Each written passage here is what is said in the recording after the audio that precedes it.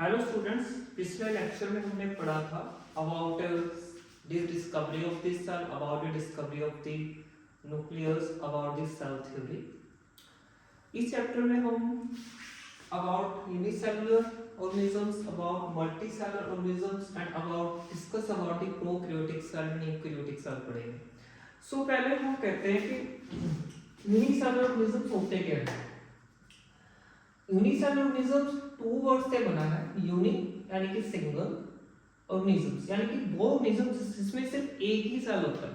जैसे हम human beings हैं, ऐसे हमें पता है कि हमारे में बहुत से सेल प्रेजेंट होते हैं, that we are multi cellular organisms. So unicellular इसमें अमीबा, डोनास, paramecium and bacteria. So these are the unicellular organisms.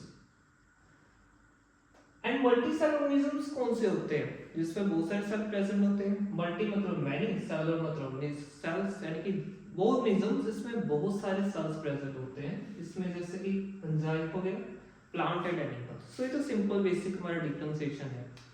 अब आगे एक और कांसेप्ट होता है, सेल की बहुत सी शेप होती है। वाई कॉन्केव शेप होती है, स्फेरिकल शेप होती है, इरेगुलर शेप होती है। और सेल की शेप सेल के फंक्शन को डिफाइन करती है। जैसे कि shape and size of the cell are related to the specific function they perform. जैसे अमीबा है, अमीबा की शेप क्या होती है, इरेगुलर, यानी कि कोई फिक्स शेप नहीं होती, उसकी रैंडम शेप होती है, चेंज होती रहती है, ठीक है।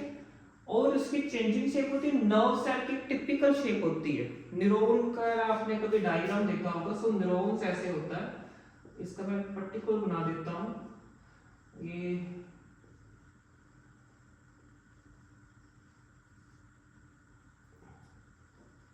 ये नर्व सेल होता है। नर्व सेल बेसिकली हमारे नर्वस सिस्टम में प्रेजेंट होता है, जो कि नर्व सिग्नल जनरेट करता है।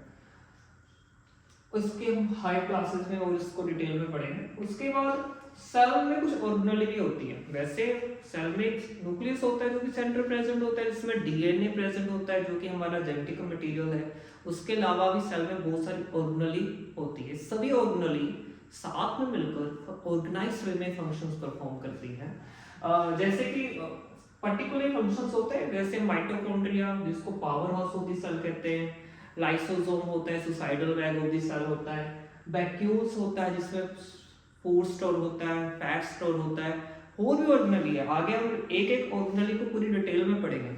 सो ये तो ब्रीफिंग थी। आगे हम पढ़ते हैं सेल को बेसिकली टू पार्ट्स में डिवाइड करते हैं। एक होता है प्रोकैरियोटिक सेल, एक होता है यूकैरियोटिक सेल। देखो जो प्रो वर्ड है, यहां पर प्रो का मतलब प्रिमिटिव है और कैरियो का मतलब न्यूक्लियस, और यू का मतलब यहां पर क्या है, यू का मतलब यहां पर ट्रू है। तो इसलिए इसका जो बेसिक डिफरेंस है, बहुत कंफ्यूज हो जाते हैं जब प्रोकैरियोटिक एंड यूकैरियोटिक की बात होती है। इसका जो बेसिक डिफरेंस ये है कि इसमें मेम्ब्रेन पार्ट ऑर्गेनल एब्सेंट होते हैं प्रोकैरियोटिक में। मैंने क्या कहा कि प्रोकैरियोटिक में मेम्ब्रेन पार्ट ऑर्गेनली एब्सेंट होती है और यूकैरियोटिक में मेम्ब्रेन पार्ट ऑर्गेनली प्रेजेंट होती है। और प्रोकैरियोटिक का स्मॉल जो साइज है वो स्मॉल है, इसका लार्ज साइज है। और इसमें जो डीएनए जिसको हम कहते हैं डीऑक्सीराइबोन्यूक्लिक एसिड, जहां पर हमारा जेनेटिक मटेरियल स्टोर होता है, ये फ्री होता है साइटोप्लाज्म में। लेकिन डीएनए इसमें न्यूक्लियस के में प्रेजेंट है। यूकैरियोटिक के केस में जो डीएनए है आपका न्यूक्लियस में प्रेजेंट होता है। एग्जांपल बैक्टीरिया और एक plant and animal cell. Basically prokaryotic primitive type of cell है। आगे सेल की एवोल्यूशन होती है, सेल और ज्यादा स्पेशलाइज होता है, इसमें मेम्ब्रेन पार्ट ऑर्गेनेल्स आते हैं, तो आगे जाकर भी यूकैरियोटिक सेल बन जाता है, ठीक है।